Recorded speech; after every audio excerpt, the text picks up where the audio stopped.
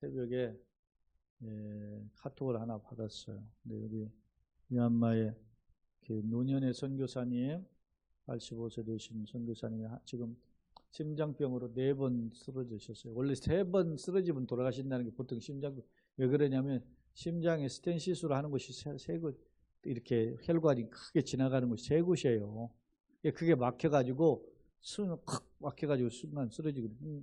그러니까 어디 혼자 있는 동안에 있을 때에 누가 발견하지 못하면 소위 골든 타임을 놓치면 돌아가시는 거거든요.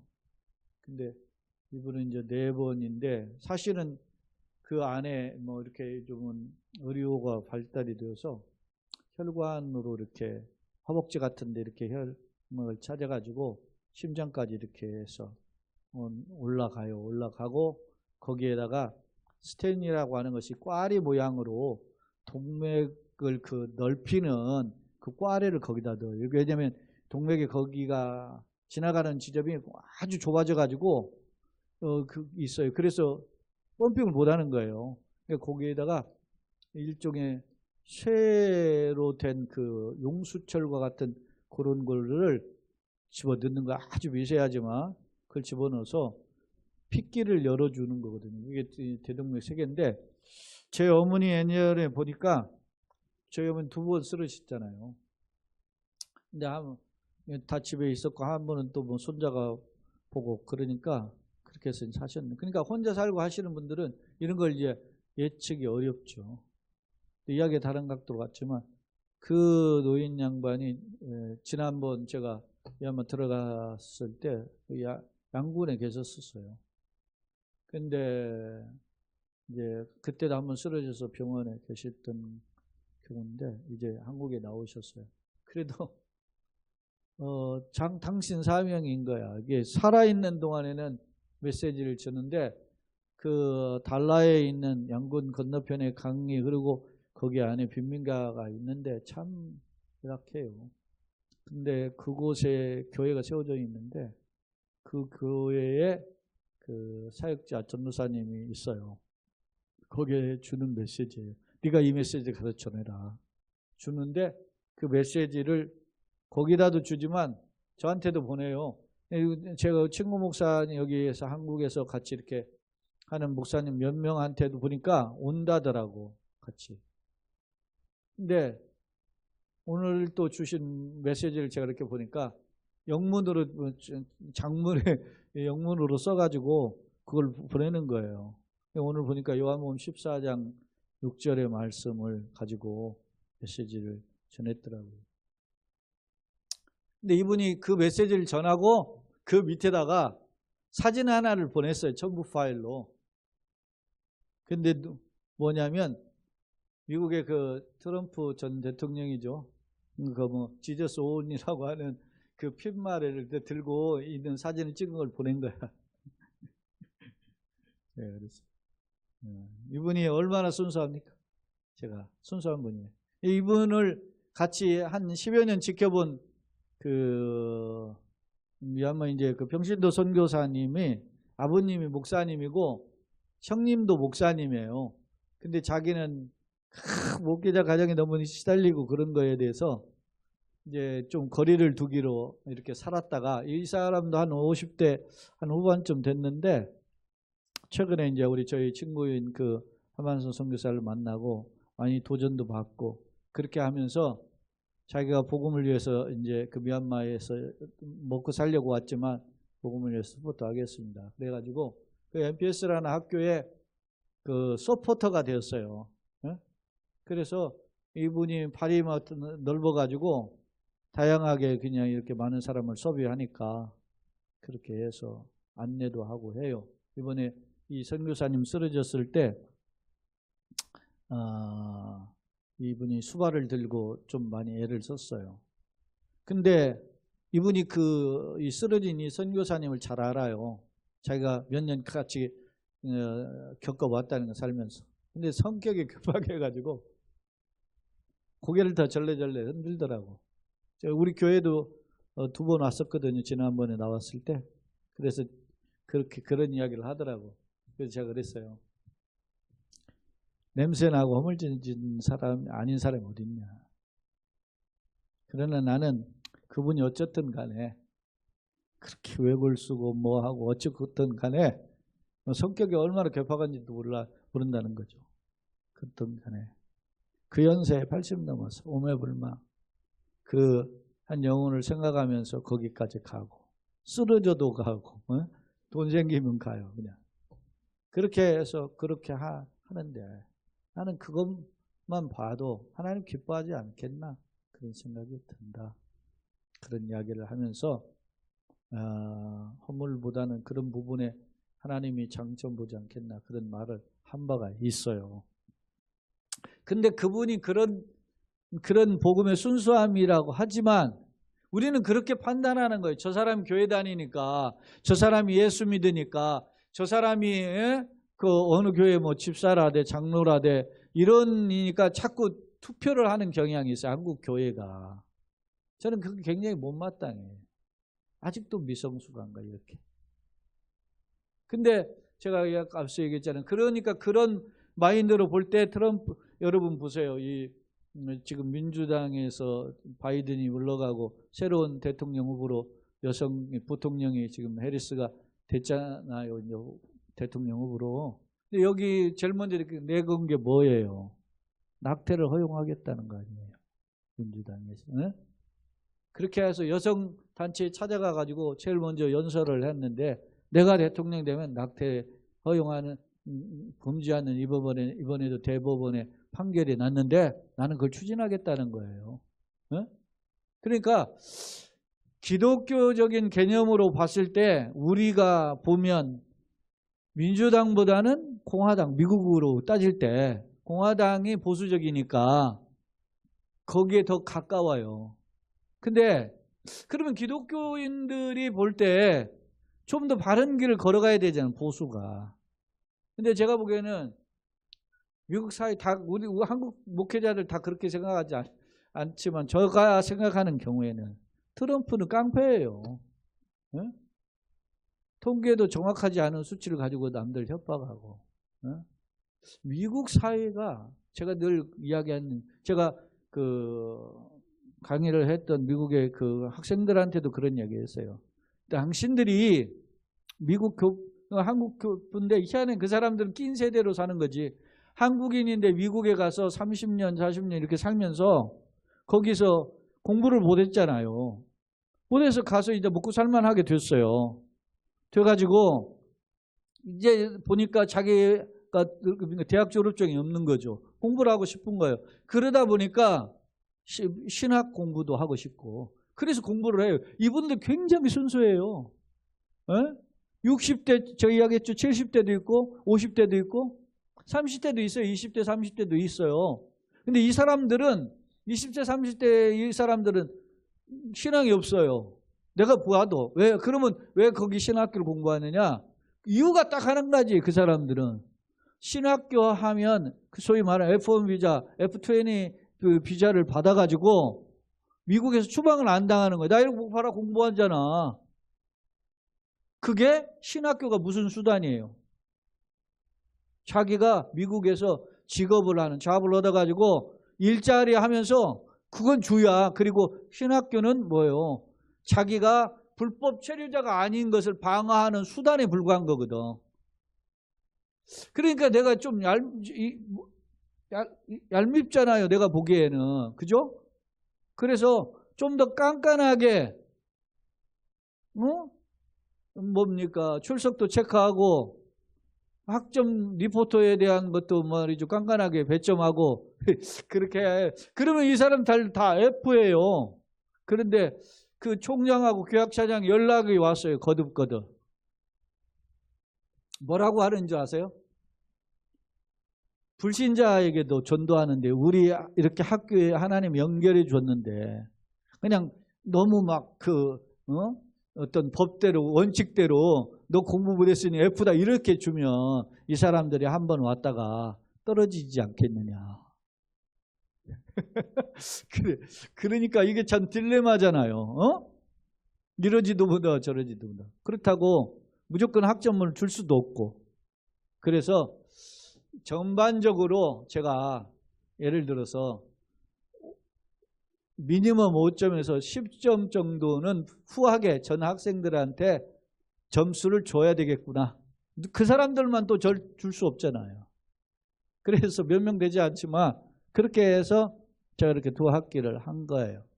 그러니까 이게 참 어떻게 해야 되느냐, 어떤 것이 진짜 하나님이 기뻐하시는 길이냐 하는 거에도, 그 작은 거에도 있어요. 근데 제가 그 학생들의 몇 명이라도 복음을 열심히 듣고자 하는 사람들한테 하는 이야기가 있습니다.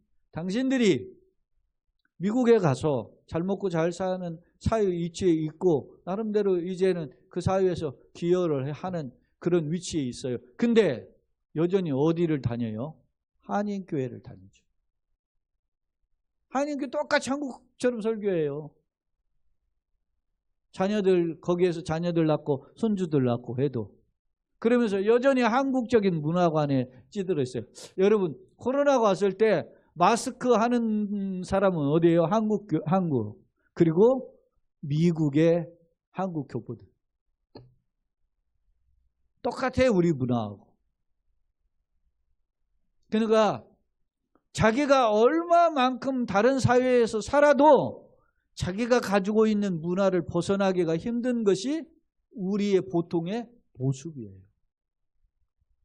자, 이야기가 좀 확대됐는데, 내가 신앙생활을 하면서 어떤 모습으로 살 것인가는 참 매우 중요한 일인데, 성경이 제공하는, 성경에 교훈하는 그런 하나님의 사람으로서의 모습을 놓치며 살 때가 많다는 겁니다. 누가? 한국 교인들뿐만 아니라 나는 목회자들도 그렇다는 거예요. 응? 자, 또 한 사람 들어볼까요? 이번에 무슨 디올백 사건이 있었죠. 대통령 부인이. 예? 제가 그런 생각을 했어요. 만약에 내가 대통령 된다면 우리 황희영 사모는 받을까 안 받을까 이런 생각도 해본 거지. 예?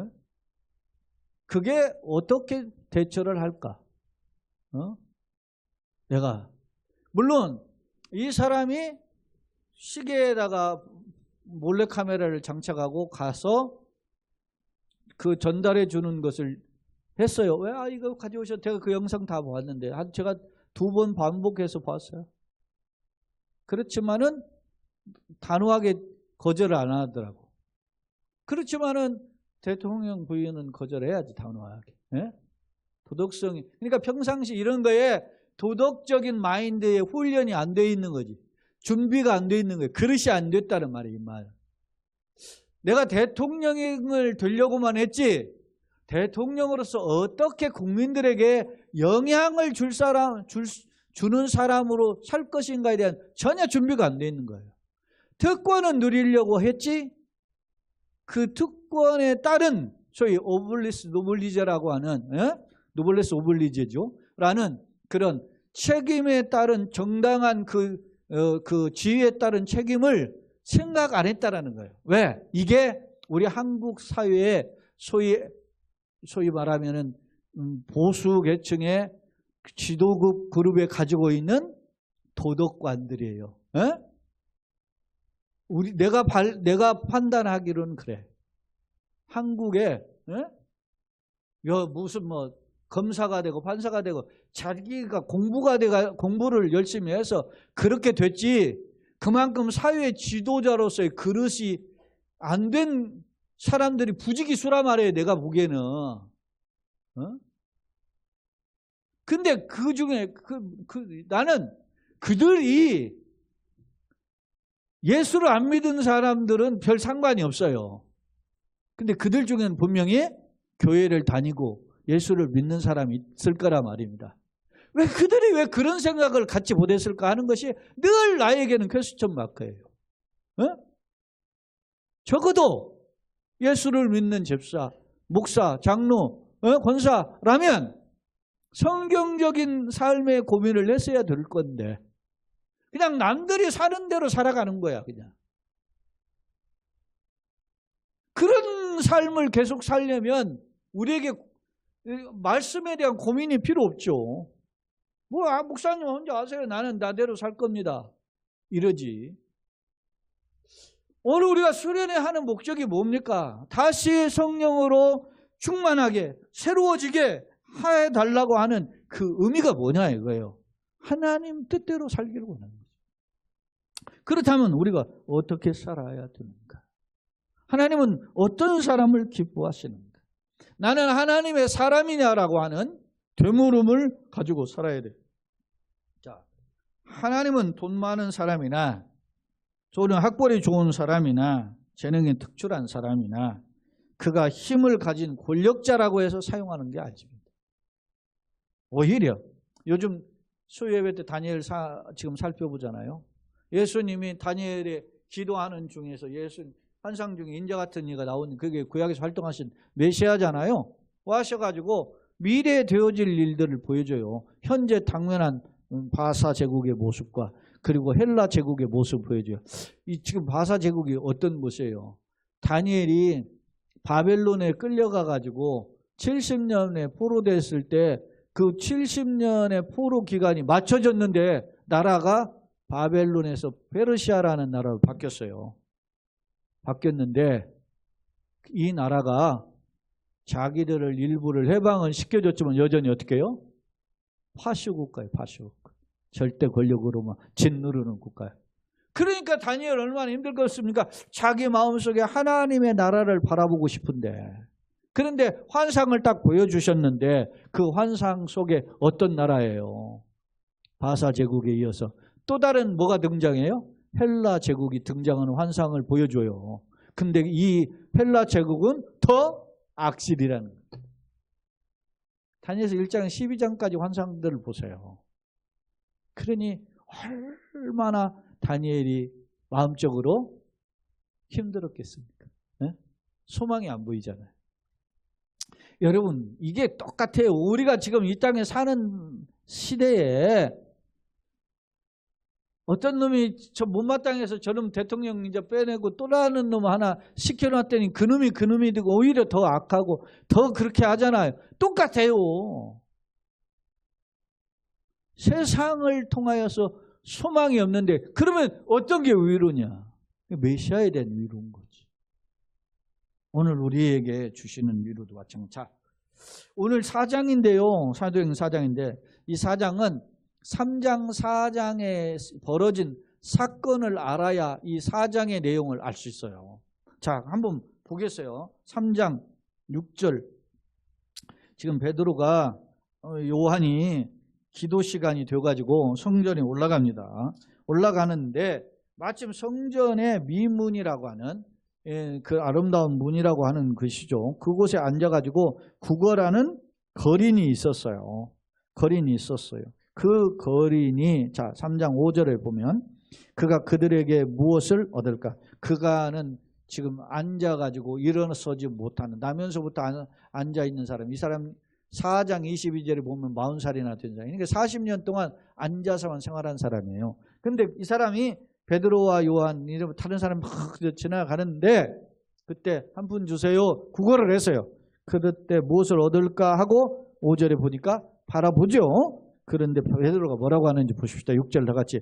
베드로가 이르되 은과 금은 내게 없거니와 내게 있는 이것을 내게 주노니 나사렛 예수 그리스도의 이름으로 일어나 걸으라 하고 그리고 그의 오른손을 어떻게 해요? 잡아가지고 일으키니까 이 앉아있는 사람이 신체의 부자였던 이 장애인이 발과 발목에 뭐요? 곧 힘을 얻고 뛰어 어떻게? 서서 걸으며 그들과 함께 성전으로 들어가면서 걷기도 하고 뛰기도 하며 하나님을 찬송하니 할렐루야. 놀라운 기적이 일어났어요. 베드로가 돈이 없어요. 내가 은과금 없다. 돈 한 푼 너에게 동전 한 입이라도 구걸하는 자에게 줄 것이 아무것도 없다. 근데 내가 가지고 있는 게 있다. 누구냐? 예수님의 이름이다. 지금 예수님 어떤 분이 이단을 물려가 십자가에 죽고 이제 떠나신 지 지금 시간이 흘렀잖아요.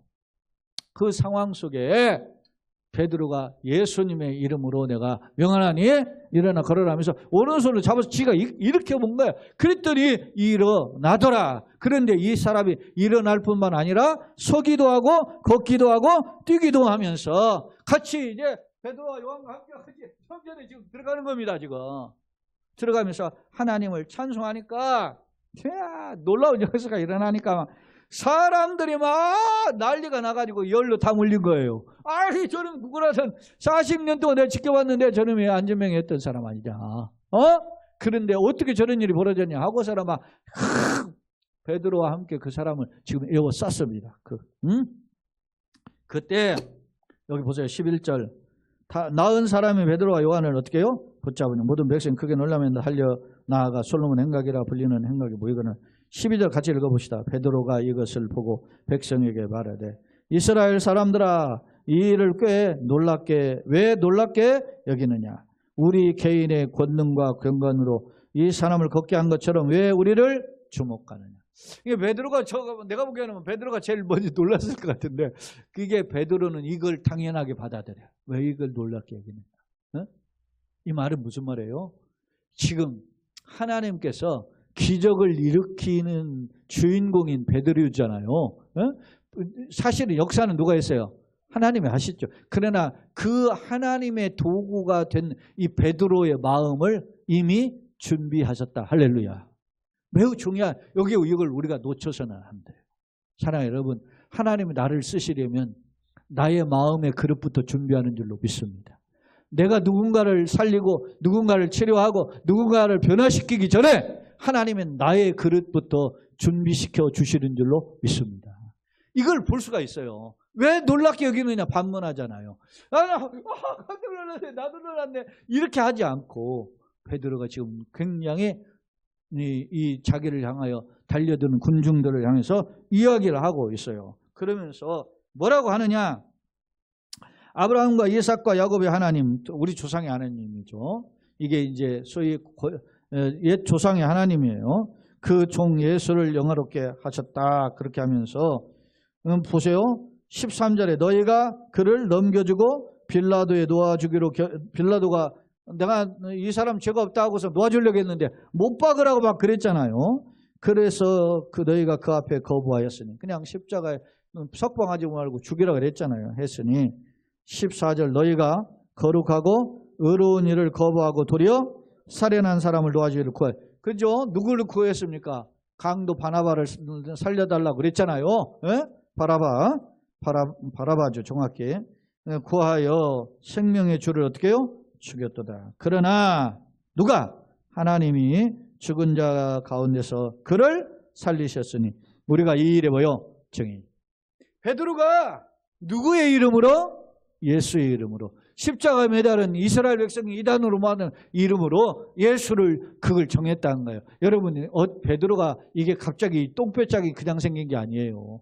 베드로가 도망갔잖아요. 예수 이름 이야기하다가 도망간 사람 아닙니까? 그런데 예수 이름을 이야기하면 잡혀들고 감옥 가고 하는 이런 상황에 그 예수의 이름으로 이 사람을 이렇게 세웠고 이 사람이 일어난 역사가 누구의 이름 때문에?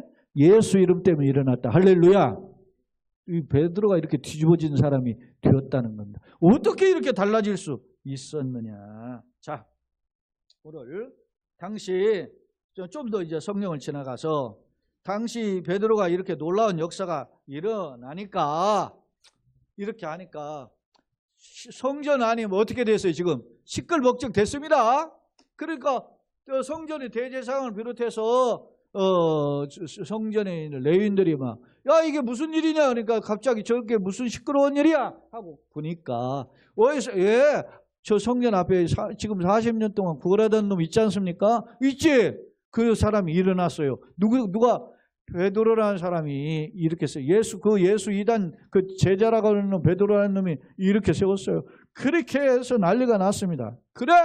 그러면 그놈을 잡아와라. 그래서 이제 베드로와 요한을 체포해가지고 공회 앞에 세웠습니다. 공회는 당대의 이스라엘의 최고의 의결기관이에요. 우리나라로 말하면 최고의 대표기관이죠. 엄밀히 따지면 국회와 같은 것인데 그 가운데 세워놓고 누가 어떤 일로 이렇게 되었느냐. 그러니까 원래 이 베드로가 예수님 따라다니지만 본래 어디 출신입니까? 어부 출신 아닙니까? 그러니까 어부는 본래 그 당시 사회로 보면 제일 무식쟁이들이란 말이에요. 그런데 말이지 말을 하는 것이 천산유수예요. 그렇게 말을 잘합니다. 꿀리질 않아요. 학자들 앞에 율법 교사들하고 이야기를 하는데도 막힘이 없이 소통을 합니다. 그러니까 야 이렇게 이런 일이 벌어졌는데 그렇다고 이놈들 감옥에 하룻밤을 이제 감옥에 가둬놨다가 그 다음날 다시 재판하면서 이제 그냥 풀어주자. 대신 풀어주되 어떻게 하고 풀어주냐 상의를 한 끝에 자 4장 18절 조금 넘겨서 이제 시간이 많이 가기 때문에 제가 한번 읽어볼게요. 18절 그들은 베드로와 요한이에요. 불러 경고하여 도무지 예수의 이름으로 말하지도 말고 가르치도 말라 이렇게 명령을 해요. 그러면 석방을 해주면서 그러니까 베드로와 요한이 뭐라고 하는지 보세요. 감사합니다. 땡큐 그렇게 하는지 않고 석방해줘서 고맙습니다. 그런 말 하지 않고 19절 뭐라고 하는지 봅시다. 베드로와 요한이 대답하여 이르되 하나님 앞에서 너희의 말을 듣는 것이 하나님 말씀을 듣는 것보다 옳은가 판단하라. 그러니까 협박하고 죽음을 위협하는 그러한 지도자들 그룹에 전혀 굴복함이 없는 베드로의 담대함이 있음을 보여주고 있습니다. 자, 사랑하는 여러분 보세요. 베드로가 어떻게 했습니까? 예수님이 십자가에 매달리기 전날 잡히셨죠? 그래가지고 대제사장 뜰에서 그 재판을 받을 때 베드로가 걱정이 돼서 요한과 함께 같이 그 안에 지금 들어갔잖아요. 그랬더니 여자 종이 나와가지고 이 사람도 그 도당이 같은 도당입니다. 그렇게 할 때 베드로가 3번이나 부인을 하면서 심지어는 예수님을 저주하면서 나는 예수를 모른다 하면서 도망갔던 겁쟁이였다. 이게 보통의 베드로의 모습이었어요. 근데 오늘 본문의 모습은 정반대잖아요. 180도 달라졌어요. 그 사내들은 공의 앞에서 꿀림이 전혀 없어요. 오히려 막 호통을 칩니다. 네가 하나님 앞에서 말이 니네 말 듣는 거 옳은가? 하나님 말씀 듣는 거 옳은가? 판단하라. 그런 말로 협박하지 말고 이렇게 베드로가 달라진 모습을 보여주고 있다라는 점입니다. 그렇다면 자 베드로가 이렇게만 달라졌는가 한번 봅시다. 성경은 제가 살펴본 구절을 보니까 성경에 베드로가 달라진 모습을 한 4가지로 정리할 수 있어요. 첫째 한번 봅시다. 13절 4장 13절 같이 한번 봅시다. 시작. 그들이 베드로와 요한이 담대하게 말함을 보고 그들을 본래 뭐가 없어요? 학문 없는 범인으로 알았다가 이상히 여겨 또 전에 예수와 함께 있던 줄도 알고. 자, 그들은 누구냐면 관리들이에요. 사내들은 공의원들, 다시 말하면 대제사장과 장로들과 서기관들이라면 이 사람들이 딱 볼 때 이 사람은 어떤 사람이에요? 본래 학문이 없는 범인, 다시 말하면 무식쟁이란 말입니다. 누가? 베드로와 요한이. 실제 두 사람은 어부 출신이잖아요. 그런데 말을 하는 것을 보고 그렇게 했어요. 자, 조금 더 올라가서 5절, 6절을 봅시다.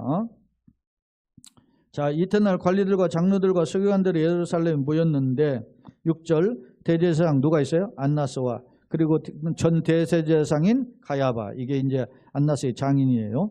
그리고 요한과 알렉산더와 및 대제사장 문중들이 다 어떻게 해요? 참여. 그러니까 기라성, 소위 세상말로 기라성 같은 학문이 출중한 그런 사람들하고 지금 대화하는 거란 말이에요. 이게 모여가지고 그렇게 하는데 이 사람들 앞에서 베드로가 전혀 말문이 막힘이 없어요.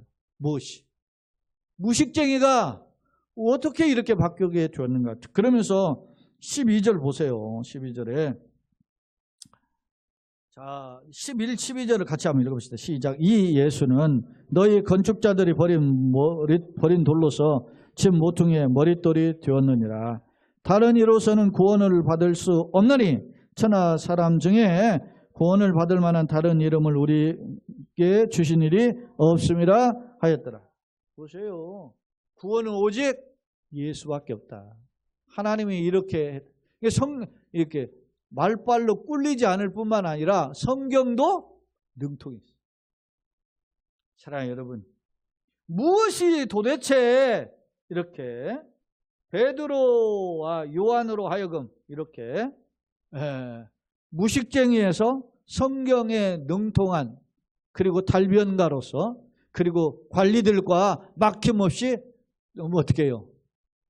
토론을 할 수 있었을까? 그렇죠? 성령의 은혜죠. 성령의 기름 부으심, 성령의 역사로 말미암아 이렇게 변화된 줄로 믿습니다. 사랑해요. 여러분, 세상은 그가 가지고 있는 학벌을 따져요. 어느 학교 나왔느냐, 어디서 사냐, 너 뭐하냐, 이렇게 이야기해요. 그래서 그가 사용하는 어투 가지고 아유 무식하다 이렇게 하지만 하나님은 성령을 통해서 그의 생각, 삶을 바꿔주시는 줄로 믿습니다. 그러니 우리가 이런 성령의 변화가 필요한 거죠. 또 두 번째 보세요. 베드로가 어떤 모습이었어요? 자, 4장 2절 보세요. 자, 그 앞에서 4장 2절 예수 안에 죽은 자의 부활이 있다고 백성을 가르치고 전함을 누가요? 싫어요. 누가? 이 공회원들이, 지도자들이 싫어하여 이제 그래서 협박을 하는 겁니다. 싫어하다라는 거 제가 이 단어를 살펴보니까 디아포누메노이예요. 근데 이 디아포누메노이가 무슨 뜻이냐면 매우 분노하다 그런 뜻을 가지고 있어요. 싫어한 정도가 아니고 분노했다라는 거예요. 이는 무식쟁이들이 말이야. 진리도 모른 체 아는 체 아냐. 뭐 이런 식으로 다가온 거예요. 그래서 앞서 우리가 살펴봤던 18절과 같이 예수의 이름으로 더 이상 말하지 말라 그렇게 했더니 19절에 뭐라 그랬어요? 베드로와 요한이 하나님 앞에서 너희 말 듣는 것이 하나님 말씀 듣는 것 무엇이 옳은가 판단하라 그랬지요. 이렇게 조금 더 겁쟁이였던 이 베드로가 조금 더 굴함이 없어서 담대하다. 사랑하는 여러분, 따라서 합시다. 은혜를 받으면 담대하다. 믿습니까? 세상에 여러분 앞서 지난번에도 그 타임스퀘어 교회 두 번째 목사인 카트콜론의 이야기의 책을 소개했었잖아요. 사탄이 우리에게 주는 가장 큰 전략 중에 하나가 뭐라고요? 두려움에 빠지게 한다. 사람의 마음에 두려움을 심어주고 그것 때문에 공포감을 주고 그것 때문에 포기하게 만든다는 거예요. 사탄이 손 안 대고 손 하나 갖다 가는 거 공포감을 심어주고 우리를 흔들어야 된다는 거예요. 그러면서 카트콜론이 자기가 그런 이야기를 한 거예요. 나도 공황장애로 9년 동안 알았다. 지금 현대인 중에 가장 일어나지도 않는데 두려움과 공포감에 빠져있는 그 병 중에 하나가 무슨 병이에요? 공황장애 아닙니까? 나도 그렇게 알아봤다. 근데 기독교인 경찰관을 통해서 그가 나에게 복음을 전해주고 그래서 내가 이렇게 사람이 달라지게 되었다. 이렇게 됐거든요. 자, 여러분 겁쟁이 베드로가 어떻게 이렇게 180도 달라지게 되었습니까? 공의 앞에 맞짱을 뜨는 그런 사람으로 바뀔 수 있는 것은 은혜가 부어졌기 때문에 성령이 부어졌기 때문에 하나님의 은혜로 채워졌기 때문에 할렐루야. 인간은 무엇인가로 채워져야 하는 존재라는 거예요. 인간은. 근데 인간은 자기의 채워질 것들을 하나님의 것으로 채우지 않고 세상 것으로 채우고자 한다는 거예요. 돈으로 채우고 명예로 채우고 쾌락으로 채우고 권력으로 채우고 자꾸 채우려고 하는 거예요. 석양만 다를 뿐이야. 남자가 아닌 여자들은 백을 좋아하니까 그거 아니겠어요? 향수 좋아하고 이런 걸로 성향으로 채우게 하는 거예요. 남성들은 다른 걸로 또 채우는 거지. 포커스만 다를 뿐이지 같은 방향인 거야. 그걸 가져야 대단한 것처럼. 그렇잖아요. 애들이 왜 이렇게 울고 부모님한테 땡깡 빕니까? 폰 바꿔달라고 그러잖아요. 그게 자기를 드러내는 기준이라고 생각하기 때문에. 그러니까 사람은 무엇인가를 자기 것으로 채우려고 하는 노력들을 해요. 그런데 베드로는 세상 것으로 채울 수 없는 자신을 뭘로 채웠어요? 하나님의 은혜로 채워지니까 이렇게 담대한 자가 된 줄로 믿습니다. 자, 세 번째로 보세요. 베드로가 어떤 변화가 있었는지 3장 보세요. 3장 앞서 우리가 봤던 건데 다시 봅시다. 3장 6절로 8절 다시 한번 봅시다. 베드로가 이르되 은과 금은 내게 없거니와 내게 있는 것으로 내게 주노니 나사렛 예수 그리스도의 이름으로 일어나 걸으라 하고 오른손을 잡아 일으키니 발목과 발목에 곧 힘을 얻고 뛰어서서 걸으며 그들과 함께 성전에 들어가면서 걷기도 하고 뛰기도 하며 하나님을 찬송하니. 할렐루야. 보세요. 역사는 하나님이 하셨지만 누구를 통해서 하셨어요? 베드로를 통해서. 네? 사랑해요. 여러분, 역사는 누가 하셔요? 하나님이. 그러나 누굴 통해 일하기를 원하셔요? 따라서 합시다. 나를. 그렇습니다. 나를 통해서 일하기를 원하시는 거죠. 예? 내가 그거 어떤 일을 할지는 모르지만 하나님은 나를 사용하시기를 원하시는 줄로 믿습니다. 오늘 베드로를 하나님이 사용하실 때 어떤 역사가 일어났습니까? 40년, 보세요. 4장 22절을 보세요. 4장 22절. 이 표적으로 병 나은 사람 몇 살이래요? 40여세. 예? 40여세. 그러니까 대략 40년 동안이죠. 그러니까 뭐 어렸을 때 가난하기 때문에 구걸은 하진 않았겠지만 적어도 30여 년은 이게 남들 앞에서 구걸하며 사는 신세였단 말입니다. 그런 사람을 어떻게 베드로가 이렇게 세울 수 있습니까? 무슨 몇 장으로? 오늘 자기는 아무것도 없지만 예수님의 이름으로 이렇게 세운 줄로 믿습니다. 이 말은 뭐예요? 하늘과 땅의 모든 것을 아버지께서 내게 주셨으니 예수님이 하신 말씀이에요. 그러므로 내가 너희를 보낸다. 너희는 가서 아버지와 아들과 성령의 이름으로 세례를 베풀라라고 명하시잖아요. 예수님이 공생의 사역 중에 12제자를 둘씩 묶어서 또 70명의 제자들을 묶어서 보낼 때 귀신을 쫓아내며 모든 병든 자와 약한 것을 고치는 권능을 주시니라. 할렐루야. 이런 권능을 줬단 말입니다. 오늘 우리가 이걸 나에게도, 이거는 하나님의 살아계신 약속 아닙니까? 나에게도 주시옵소서. 이것이 필요한 거죠. 베드로는 이렇게 병자, 약자를 치유하고 돌보는 치유 사역의 주인공이 되었음을 오늘 말씀을 통해서 살펴볼 수 있습니다. 자, 또 한 가지가 있습니다. 자, 봅시다. 4장 4절. 그날 그들을 지금 성전에서 막 기적이 일어나니까 사람들이 막 베드로를 에워쌌죠. 에워싸고 막 그래가지고 그들에게 설교를 했는데 막 그 관리들이 와가지고 베드로를 잡아 가뒀어요. 근데 가두기 전에 베드로가 모인 사람들 앞에서 설교하고 외쳤는데, 자 보세요. 그 결과가 일어나요. 자, 4장 3절 4절. 자, 그들을 잡으면, 그들은 누구예요? 지금 베드로와 요한이죠. 잡으면 날이 이미 저물었으므로 이튿날까지 가두었으나 말씀을 들은 사람 중에 믿는 자가 많으니 남자의 수가 몇 명? 5,000이나 되었더라. 할렐루야. 성전에 올라온 사람들이 그 이야기를 듣고 막 뒤집어지는 역사가 믿습니까? 여러분, 이런 게 누가 하시는 겁니까? 성령이 하시는 거죠. 성령 하나님의 역사인 줄로 믿습니다. 그래서 제가 요즘 우리 한국 축구사에 저 강원 FC에 양민혁이라는 애가 막 갑자기 혜성처럼 나타났다잖아요. 지금 고3인데 골을 지금 현재 몇 골을 넣고 몇 골 어시스트도 하고, 엊그저께인가 정부하고도 경기를 했는데 4대2로 그 강원이 전북을 이겼잖아요. 근데 한 골 넣고 한 골 어시스트. 이야, 대단한 혜성처럼 나타난 거죠. 여러분, 세상은 그런 거예요. 때를 잘 만나요. 요즘 연예인들 옛날에 출연료가 몇백만 원이었다, 1,000만 원이 넘는다 그랬는데, 몇천만 원 올랐다는 말을 들었는데, 최근에 소위 넷플릭스를 비롯한 이런 또 다른 것들이 아주 경쟁하다 보니까 유명 배우는 한 편 영화에 한 번 회가 있잖아요. 그 시리즈로 나오는데 30회 방송하면 한 번 출연하는데 출연료가 10억이라잖아. 10억. 응? 돌리지를 않네. 돈들이 다들 많아가지고. 응? 세상이 뭐가 그렇게 했어요? 세상에, 그러니까 그 돈이 많이 하다 보니까 이런 이제 드라마를 계속 못 찍는 거예요. 그러다 보니까 이 사람들이 이제 정신 차리고 이제 무슨 예능을 찍는 프로그램으로 지금 콘텐츠가 바뀌고 있다. 이제 어제도 제가 어느 글을 읽어보니까 그런 게 나왔던데. 네? 세상의 요지경이 세상의 요지경인 시대에 사람들이 어떻게 해요? 그런 거 보면 뭐 합니까?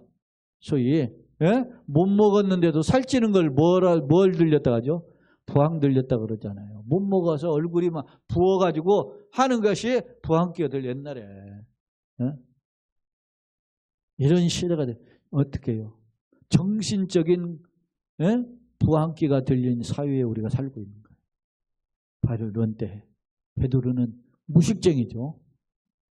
그런데 그가 외쳤더니 설교했더니 기적을 보고 목격하고 구름대처럼 몰려든 군중 앞에 외쳤더니 그리고 갇힌 거야. 그리고 막 사람 관리들이 와가지고 그 설교하는 베드로를 요한을 잡아다가 감옥에 가둬버렸잖아요. 근데 갇히기 전에 이 사람들이 믿은 사람 수가 5,000명이나 되었다. 놀라운 역사이죠. 사랑하는 여러분, 오늘 나는 어떤가? 오늘 병자를 치유하는 기적뿐만 아니라 더 나아가서 하나님의 말씀을 전하는 메신저로서 그가 사명을 감당할 때 놀라운 변화 역사가 일어났다라고 하는 점을 볼 수 있습니다. 자, 여러분 보세요. 이 베드로가 이렇게 한 것이 한 번만이 아니에요. 사도행전 2장 봅시다. 2장에 보면 오순절에 성령이 임해서 막 사람들이 막 뒤집어지는 역사들이 일어났어요. 그러니까 막 하니까 이 오순절에 성지 순례했던 사람들이 쳐다보고 뭐라고 합니까? 야, 저 사람 세술에 취했다. 그러니까 베드로가 벌떡 일어나서 야, 우리가 술 취한 게 아니고 뭐에 취했다? 성령에 취했다. 그러면 우리가 어떻게 할꼬? 마음이 찔려요 하는 사람들에게 베드로가 권면을 하는 겁니다. 이 약속을 받으면 은혜를 받아라. 그러면 구원을 받으리라. 자, 봅시다. 2장 39절. 자, 같이 읽어봅시다. 이 약속은 너희와 너희 자녀와 모든 먼데 사람 곧 주 우리 하나님이 얼마든지 부르는 자들에게 하신 것이라 하고 또 여러 말로 확증하며 권하여 이르되 너희가 이 패역한 세대에서 뭐를 받아? 구원받아라 하니까 같이 41절 그 말을 받은 사람들은 세례를 받음에 이날에 신도의 수가 몇 명? 3,000명이 더해요. 할렐루야. 5,000명 아까 일어나는 게 한 번이 아니고 지금 벌써 여기 한 번 3,000명이 베드로의 설교에 뒤집어진 적이 있어요. 할렐루야. 어떻게 이런 변화가 있느냐. 여러분 일자 무식인 베드로도 예수님을 따라 3년 따라다녔을 때는 그가 어떻게 했어요? 부인하고 도망갔던 베드로도 예수님의 약속하신 오순절에 성령의 역사가 임하고 나니까 그 성령의 역사에 처음 일어나고 나니까 뒤집어진 역사가 있는 줄로 믿습니다. 이게 오늘 우리에게 주시는 교훈이에요. 자, 주목할 점은 자, 이런 놀라운 베드로가 놀랍게 달라진 역사가 베드로 개인과 요한에게만 머물러 있지를 않았다는 겁니다. 주목할 점은. 목사님, 아마 베드로에게 하나님께서 특별하게 은혜를 주셔서 그만 변화시킨 거 아닙니까? 이렇게 생각할 수 있잖아요. 그런데 그만 변화된 것이 아니다. 베드로와 요한만 이런 은혜로 충만한 것이 아니었다라는 겁니다. 자, 보세요. 사도행전 1장 4절 5절에 보세요. 같이 한번 예수님이 이제 승천하시기 전에 하시는 명령이에요. 이 4절 5절 시작. 사도 함께 의사 그들에게 분부하여 이르시되 예루살렘을 떠나지 말고 내게서 들은 바 아버지께서 약속하신 것을 기다려. 아버지께서 약속하신 게 뭡니까? 성령님이시잖아요. 성령이 오시면. 그러자 자 5절 다 같이 요한은 물로 세례를 베풀었으나 너희는 몇 날이 못 되어 성령으로 세례를 받으리라 하셨느니라. 할렐루야. 성령의 충만한 세례를 받으라. 몇 날 못 되어서 실제로 예수님이 이렇게 승천하신 직후 열흘이 못 되어서 오순절에 성령의 역사가 임하신 줄로 믿습니다. 강하고 급한 바람 같은 소리 불의 혀같이 갈라지는 것처럼 보이고 또 입으로는 뭐요? 새로운 방언을 말하는 역사가 모인 것이 막 뒤집어지는 그런 역사가 오순절의 성령 강림의 역사로 일어났음을 알 수 있어요. 이런 성령 강림의 역사로 나타나니까 4장 다시 한번 보세요. 8절. 베드로가 앞서 공회 앞에 섰을 때 맞짱을 뜨잖아요. 근데 그 맞짱 뜰 때 베드로의 상태를 뭐라고 표현하는지 보세요. 자, 4장 8절 시작. 이에 베드로가 어떻게 성령이 충만하여 백성의 관리들과 장로들아. 그러죠? 예? 그러니까 베드로가 객기로 자기의 가지고 있는 개인적인 용기로 떠든 게 아니라 말이에요. 뭘로? 성령에 충만하여. 하나님의 은혜가 부어지면 이렇게 사람이 뒤집어지는 줄로 믿습니다. 이게 놀라운 거죠. 성령에 충만하여. 그래서 성령에 충만하여 무식쟁이가, 성령에 충만하니까 무식쟁이가 달변가가 되고, 겁쟁이가 어떻게 해요? 담대한 자가 되고, 예수님 아무것도 못하는 이런 어부가 기적을 창출하는 주인공이 되고, 그리고 그가 외칠 때에 3,000명, 5,000명이 회개하고 돌아온 줄로 믿습니다. 누가? 성령의 일을 사용했어요. 사랑해요, 여러분. 나는 사실 솔직한 얘기, 우리 교인들을 위해서 기도하거나 우리 가족들을 위해서 기도하거나 내가 누군가를 위해서 기도할 때, 하나님 나는 아무것도 아닙니다. 나는 도구요. 내가 전하는 건 나는 단지 하나님 말씀만 전하는 것이고, 역사는 하나님이 하시니 그들을 움직이시는 것은 주님이 하여 주시옵소서. 나는 늘 이렇게 고민하고 와요, 사실은. 근데 안타깝게도 내가 나의 간절함들이 사실은 이렇게 제대로 전달이 안 될 때가 많아요. 그러면 여러분 보세요. 이번 수련을 하지만 누가 고생입니까? 나만 고생이지 사실은. 나만 고생이 사실이요. 이번에 수련회 때 뭘 좀 준비한다 그러는데, 내가 지난주에도 가고 지난주도 가고 어떻게 해요? 저 청과시장에 가가지고 거기에 앉아가지고서나 내가 한 자루에 30개 된 옥수수를 2자루 깠어.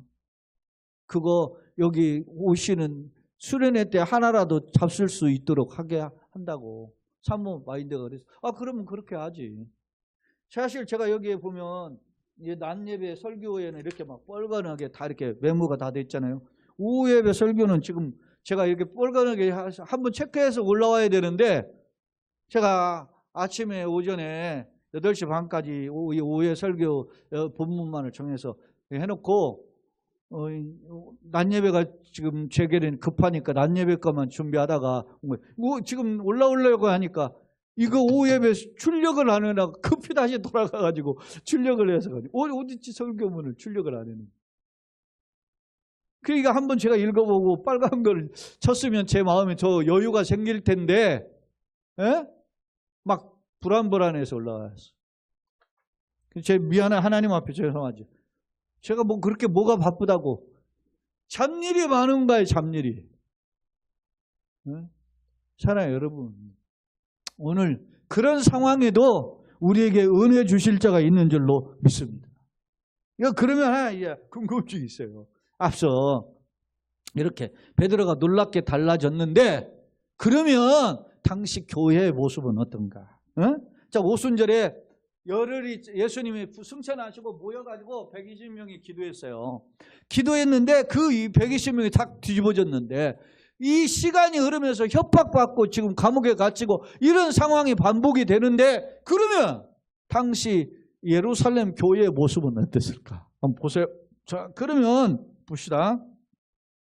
오늘 베드로가 이런 사람들에게 이렇게 변화되는 계기가 있다는 거예요. 이렇게 변화되려면, 이런 은혜를 받으려면 하나의 비결이 있다라고 이야기하는 거예요. 그게 뭔지 보세요. 자, 사도행 2장 38절 39절에 37절부터 보겠습니다. 사도행 2장. 자, 그들이 이 말을 듣고, 베드로가 지금 일어나 설교하니까 말씀을 듣고 지금 찔렸어요. 마음에 찔려 베드로와 다른 사도들에게 물어 이르되, 형제들아, 우리가 어찌할꼬? 우리가 어찌하면 우리가 은혜를, 너네들 지금 성령 충만 받았는데 우리 처음 볼 때 사람들이 뭐해서, 저 사람들 대낮에 술 취했다 막 이런 거예요. 막 비아냥거려. 그러니까 이게 대낮에 술 취한 게 아니라 누구에 취했다? 성령에 취했다. 그러면서 너희가 못 박아단 예수를 하나님이 다시 부활시켜줬고 우리 주가 되게 하셨다. 그러니 정신 차려라. 그러니까 이 사람들이 마음이 찔린 거예요 지금. 그럼 우리가 어떻게 할까 하니까 비결이 있다는 거예요. 따라서 합시다. 은혜를 받으려면, 성령에 충만하려면 하나의 비결이 있다. 비결이 뭘까요? 자, 37절로 39절 봅시다. 시작. 그들이 이 말을 듣고 마음에 찔려 베드로와 다른 사도들에게 물어 이르되 형제들아 우리가 어찌할꼬 하거늘 베드로가 이르되 너희가 회개하여 각각 예수 그리스도의 이름으로 세례를 받고 죄사함을 받으라. 그리하면 성령의 선물을 받으리니 할렐루야. 그러면서 이건 뭐라 그랬어요? 약속이라는 거예요. 그냥 갑자기 이루어진 일이 아니고 하나님의 약속이다. 할렐루야. 이 약속은 너희와 누구에게? 너희 자녀와 또 모든 먼데 사람이든지 주 우리 하나님이 얼마든지 부르시는 자에게 하신 것이라. 할렐루야. 이건 요엘서 2장 32절을 말씀한 거예요. 내가 말세에 어떻게 해요? 남종과 여종에게 환상을 보고 꿈을 꾸며 이상을 보면 말하게 할 것이라고 하는 예고한 말씀이 이루어진 거다. 할렐루야. 너무 중요한 거예요 이게. 근데 오늘 보세요. 이렇게 하려면 어떻게 돼요? 회개해요. 너희가 각각 회개하여 예수 그리스도의 이름으로 세례를 받고 죄사함을 받으라. 그리하면 성령을 선물로 받으리니. 사도행전 2장 38절을 놓치지 마세요. 베드로가 비결을 제시하는 겁니다. 패스워드를 제시한 거란 말입니다. 성령 충만의 패스워드. 그게 뭐예요? 내가 죄인. 회개라는 건 내가 나 같은 죄인. 어메이징 그레이스. 천부의 의지 없어서 손 들고 옵니다. 나는 죄인입니다. 주의 은혜가 필요합니다. 라고 하는 고백입니다. 내 힘으로는 안 됩니다. 오직 하나님의 은혜로 구원받는 줄로 믿습니다.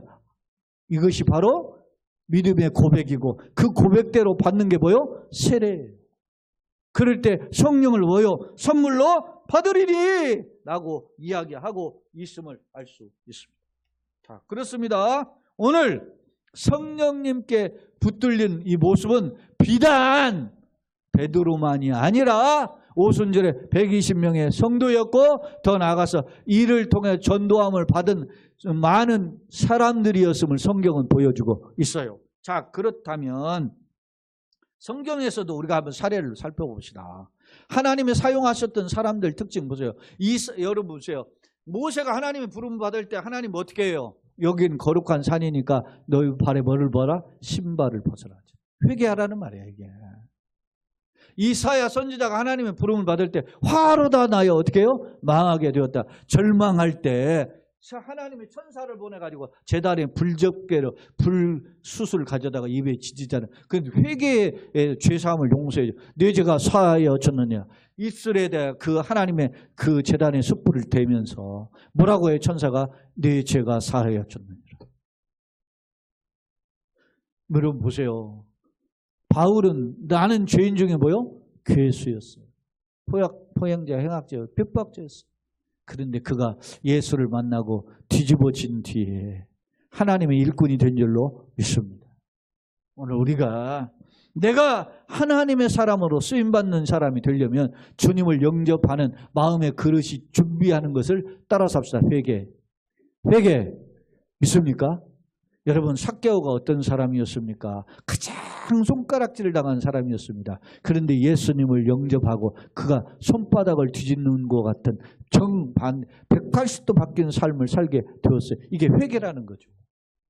오늘 우리에게 하나님의 은혜를 부어주시길 원하십니다. 그런데 우리가 그 받을 그릇을 준비하는 게 뭐예요? 회개예요. 예수 그리스도 이름으로 회개하고 세례를 받으라고 하는 베드로의 외침이 오늘 우리에게 필요하다는 사실. 자, 오늘 목사님 성경은 사도행전 4장 23절로 37절까지 있고 왜 한 번도 이야기 안 해요? 지금부터 하려고 시간이 갔지만 빨리 정리해 살펴보고 오늘 말씀을 마치고자 합니다. 자, 4장 23절로 37절에 자, 왜 이걸 살펴보려고 하느냐면 이제까지는 어떤 면에서 보면 베드로를 중심한 변화의 역사인데 그러면 우리의 궁금증이 있어요. 다 베드로가 될 수가 없잖아요. 다 요한이 될 수 없어요. 그러면 교회는 어때야 되느냐. 4장 23절로 37절은 당시 베드로가 있었던 예루살렘 교회의 모습이에요. 예루살렘 교회는 어떤 그 모습을 갖추고 있었는가 한번 보세요. 그걸 통해서 우리의 모습이 이루어야 된다라는 생각을 하는 거예요. 자, 한번 봅시다. 자, 22절에 보면 이표적으로 병난 사람이 40에서 됐죠. 자, 사도들이 누구죠? 베드로와 요한이 지금 이제 감옥 갔다 나와서 붙잡혀서 풀려났어요. 노이니까 그 동료들에게 가서 제일 가서 어디로 갑니까? 우리는 나오면 뭐부터 먹죠? 두부부터 먹죠. 그런데 이 지금 베드로와 요한은 지금 나오자마자 어디로 갑니까? 동료들 교회를 찾아간 거예요. 교회를.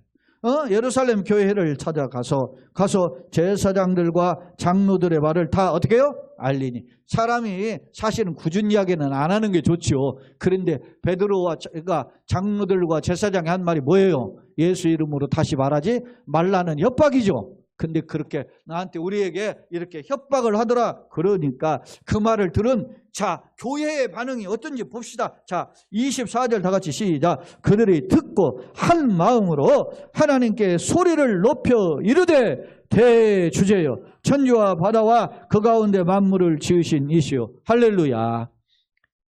온 교회가 일사불란해. 한 마음이에요. 똑같은 생각, 똑같은 마음을 가지고 하나님 앞에 기도해. 대주제는 모든 만물의 주인이신 하나님, 그런 뜻이 아닙니까? 그 하나님께 소리를 높여 대주제, 소리를 높였다는 말은 간절함으로 부르짖는 찬송과 기도라는 거예요. 그러면서 천지와 바다와 그 가운데 만물을 지은, 그러니까 창조주 하나님이시여. 그러면서 뭐라고 하는지 자 보세요. 25절로 28절의 내용을 보면 또 주의 종 우리 조상 다윗의 입을 통하여 성령으로 말씀한, 옛날에 지금 예수님 오시기에 다윗은 천년전 사람이니까 솔로몬의 아버지잖아요. 그러니까 천년전 사람인데 다윗이 뭐라고 했느냐, 이런 일이 벌어질 것을 이미 다윗의 입으로 예측을 했다는 거예요. 자 보세요. 뭐라고 했는지.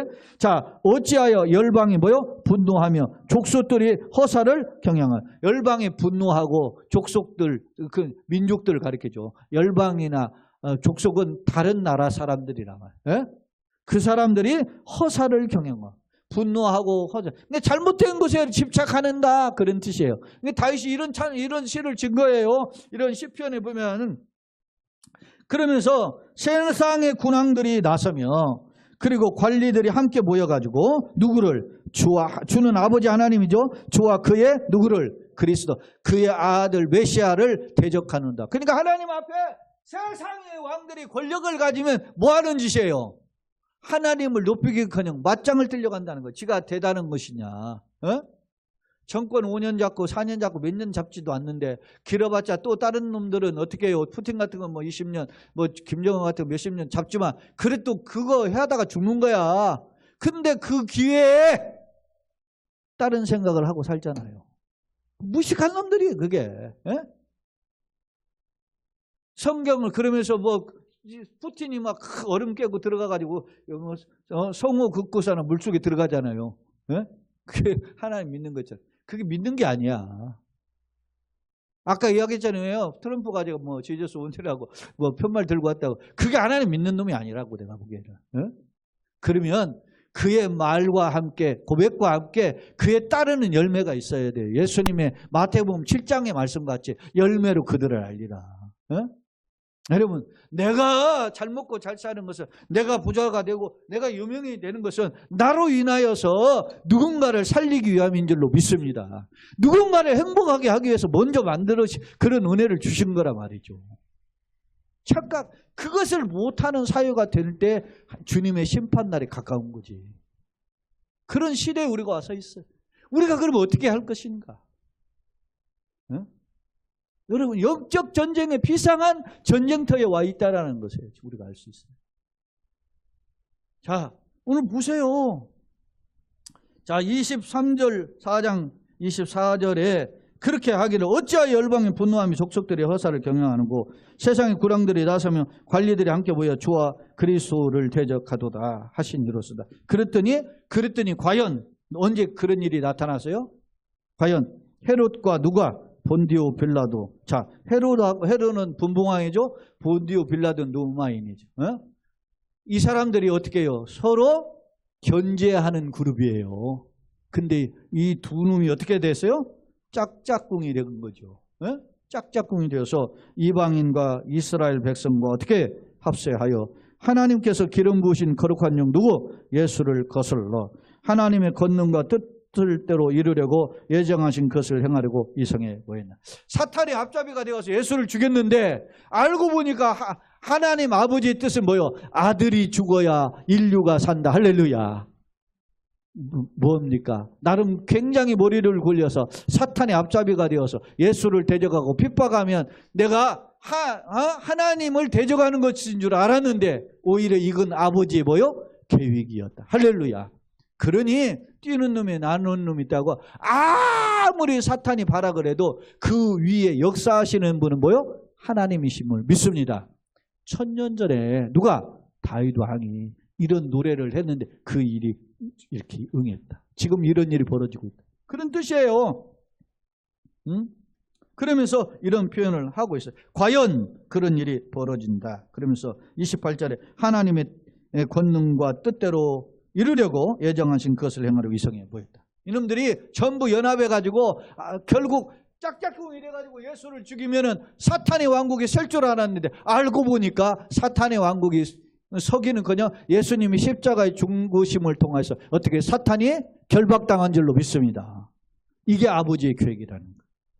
주여 보세요. 주여 이제도 이러면서 이제 기도합니다. 뭐라고 예루살렘 교인들이 한 마음으로 기도했는데 뭐라고 하는지 보세요. 주여 이제도 그들의 위협함을 굽어 보시옵고 또 종들로 하여금 담대히 하나님의 말씀을 전하게 하여 주시오며.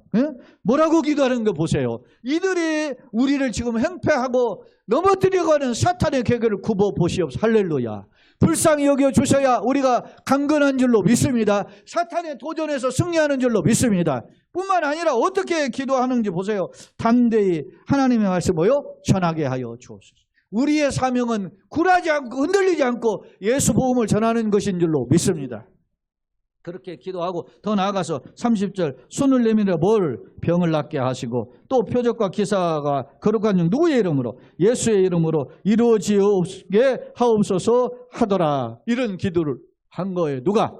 예루살렘에 모인 교인들이 한 마음으로 뜻을 다 모아서 하나님 말씀한 다윗 2000년 전에 다윗 왕을 통해서 예고했던 그렇게 하나님의 사람, 하나님의 선지자를 대적하는 일들이 세상 군왕들이 모여서 그런 일을 펼친다거나 과연 그렇게 지금 헤롯과 빌라도와 이스라엘 백성들이 연합해서 예수님을 십자가에 못 박았습니다. 이런데 지금도 우리를 협박하오니 주여 불쌍히 여겨서 우리를 붙잡아 주시고 우리가 복음을 전하는 일에 흔들리지 않고 전하게 하여 주옵소서.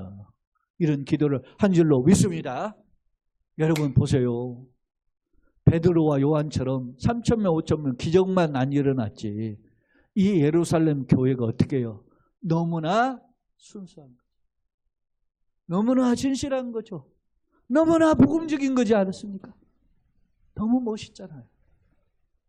그러니까 자 기도하니까 자 31절 다 같이 시작. 빌기를 다하며 모인 것이 진동하더니 우리가 다 성령이 충만하여 담대히 하나님의 말씀을 전하니라. 할렐루야. 놀라운 역사가 일어난 것입니다. 빌기를 다하며 간 기도를 마쳤던 거죠. 하나님 간절히 기도하였더니 어떻게 거기에서 모인 것이 어떻게 해요? 진동했다. 지진과 일어나는 같은 하나님의 임재 역사의 표현과 같은 역사가 진동이잖아요. 그런 역사가 초대 교회에 예루살렘 교회에 두려움과 공포에 쌓여있던 교회에 일어난 줄로 믿습니다. 사랑하는 여러분, 오늘 우리가 사는 것이 간단치 않습니다. 쉽지 않습니다. 어렵고 힘든 일이 반복되는 상황 속에 있습니다. 이런데 우리는 어떻게 하느냐? 하나님 약속을 붙잡고 현실 속에 나타나는 이 사탄의 괴계에 우리가 흔들리지 않고 담대하게 하여 주시옵소서. 이렇게 할 때 하나님께서 역사로 응답하셨는데 모인 것이 진동하고 우리가 다 성령의 충만함을 받았다. 다시 하나님의 은혜에 붙들리게 되었다라 믿습니까?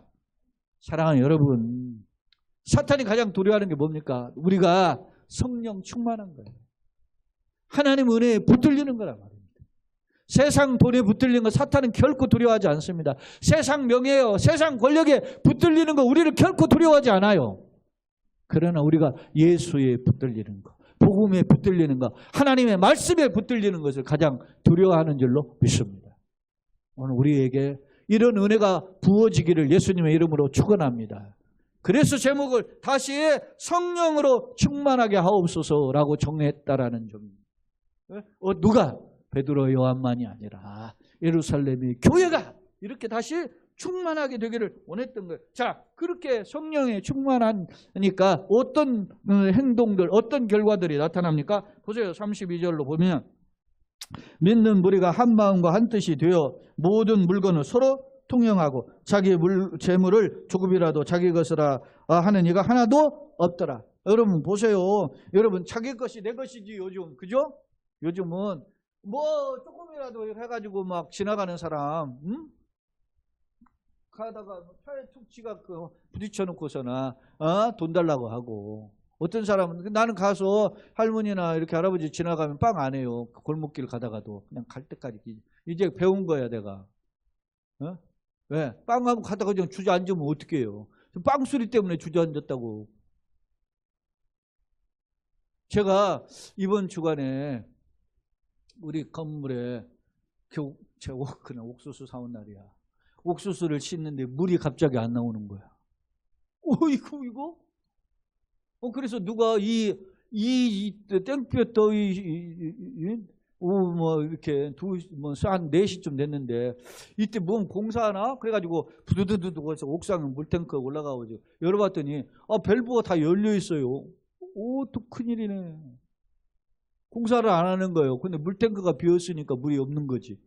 그래서 제가 우리 화장실에 오니까 물이 조금 나오다가 말고 그래서 제가 4층을 내려가 봤어요. 4층은 남자 화장실 들어가서 그러니까 물이 좀 나와. 이상하다. 이거 왜 나오지? 하고서나 이제 2층으로 내려갔어요. 3층은 이제 그 문이 안으로 잠겨 있어서.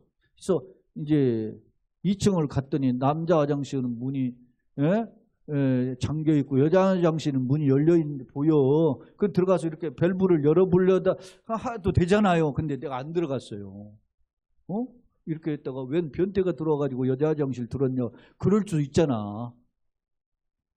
그래서 제가 2층에 이 건물 대표 원장 그 부인이 학원 원장인데 한테 내가 저 여자 화장실 가서 물 나오는가 확인 좀 해달라고.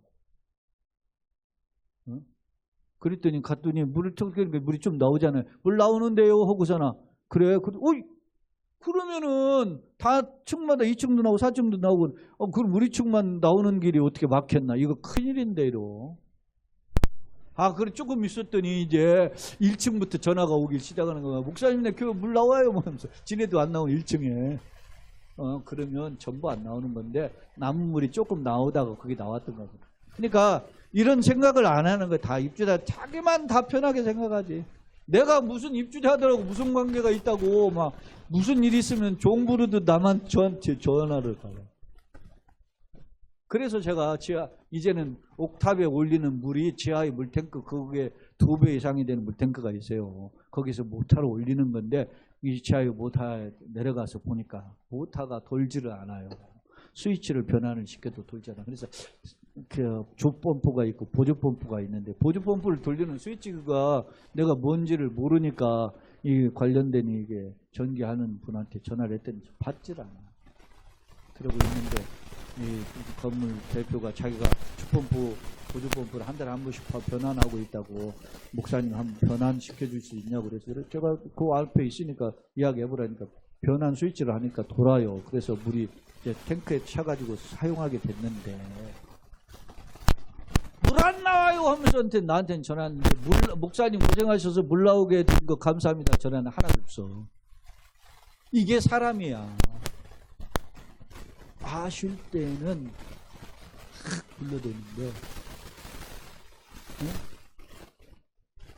여러분 그래도 감사하잖아. 내가 올라갔다 내려왔다 몇 번 하면서 그렇게 했더니 다 여러 사람들이 물을 사용할 수 있도록 그래 했으니 됐잖아. 근데 이제 물론 펌프가 하나 고장났으니 저거 다 뜯어내고 또 수리해야 된다니까 그것도 뭐 상당한 돈이 들겠지 뭐. 근데 그게 이제 걱정이지 뭐. 그러나 여러분 참 우리가 살아가면서 오늘 본문의 말씀은 자기만을 생각하는 시대라. 근데 은혜를 받으니까 남을 생각하게 되고 은혜를 받으니까 자기 것을 제 것이라고 이야기하지 않고 오히려 남을 주게 되고. 네? 여기 보세요. 그렇게 하나도 없더라 하면서 33절에 사도들이 큰 본능으로 주 예수의 부활을 어떻게 증언하니 우리가 큰 은혜를 어떻게 받아. 예수의 십자가와 부활을 전하게 됐더니 역사가 일어났고 그 중에는 뭐가 없어요? 가난한 사람이 없으니 왜? 이는 그 이유가 있어요. 밭과 집 있는 자는 팔아 그 판 것의 값을 가져다가 사도들의 발 앞에 두매 그들이 각 사람 필요를 따라 나눠줍니다. 그러니까 초대교회는 막 있으면 남을 살리려고 하는 일을 했어요. 그 대표적인 사람이 36절 37절에 바나바예요. 자, 한번 읽어봅시다. 자, 같이 읽어보시죠. 시작. 구브로에 난 네이족 사람이 있으니 이름은 요셉이라 사도들의 일컬어 바나바라 번역하면 위로의 아들이라 하니 그가 밭이 있음에 밭을 팔아 그 값을 가지고 사도들의 발 앞에 둡니다. 할렐루야. 이것은 무엇입니까? 이웃을 살리기 위해서 자기 것을 아낌없이 내어놓는 그 사랑의 실천의 모습이 누구에게? 성령 충만한 자에게 나타난 거예요. 성령 충만한 자가 보니까 칭찬받고 이름이 이야 본명은 요셉인데 당신 이름은 바나바야 그렇게 바꿔준 거예요. 본래 이름은 요셉이야. 근데 바나바라 이름을 지어준 별명이 무슨 뜻이에요? 위로와 권면과 위로의 사람 아들이라. 당신 때문에 이렇게 많은 사람이 위로를 받았어. 너무너무 감사합니다. 땡큐. 그렇게 이야기한 거예요. 그러니까 그걸 따라서 흉내내다가 죽임을 당한 사람이 부부가 뭐요? 아나니아와 삽비라. 이런 것들을 우리가 보게 됩니다. 자, 말씀을 정리해 보겠습니다. 사랑하는 성도 여러분, 요즘 한국교회 목회자들이 초대교회로 돌아가자. 네? 한국교회가 초대교회로 돌아가야 산다. 그런 얘기. 초대교회가 어떤 교회입니까? 물질을 그러면서 이웃을 나눠야 준다. 사랑을 베풀어야 된다. 그런데 여러분 그것은 하나의 그 행위에 불과하지 진정 돌아가려면 따라서 합시다. 은혜가 충만해야 한다. 믿습니까? 성령에 충만해야 돌아갈 수 있는 거예요. 내가 하나님의 은혜로 충만해야 복음을 바로 파수할 수 있고 진리 가운데 살 수도 있는 건 줄로 믿습니다. 주님 나를 살려주시옵소서. 이를 위해서 나의 묵은 땅을 갈아엎고 하나님의 말씀으로 다시 한번 소개하여 주옵소서. 소망하는 저와 여러분들 되시고 우리 교회 되시고 가정 되시고 그 가운데 서는 복의 통로들이 되기를 예수님의 이름으로 축원합니다. 아멘. 할렐루야. 자, 우리 성경 구절 한 구절만 읽고 마칩시다. 디모데후서 2장 20절 21절.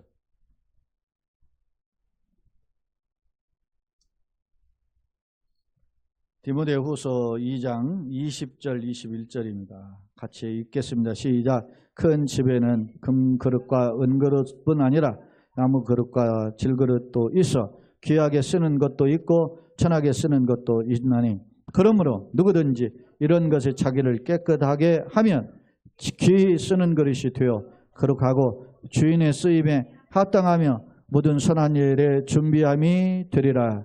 아멘. 주님 앞에 준비된 그릇으로 쓰임받는 우리 교회요 또 가정과 성도들 그리고 이 자리에 참여한 성도와 또 영상으로 참여한 성도들 되시기를 예수님의 이름으로 거듭 축원합니다. 아멘.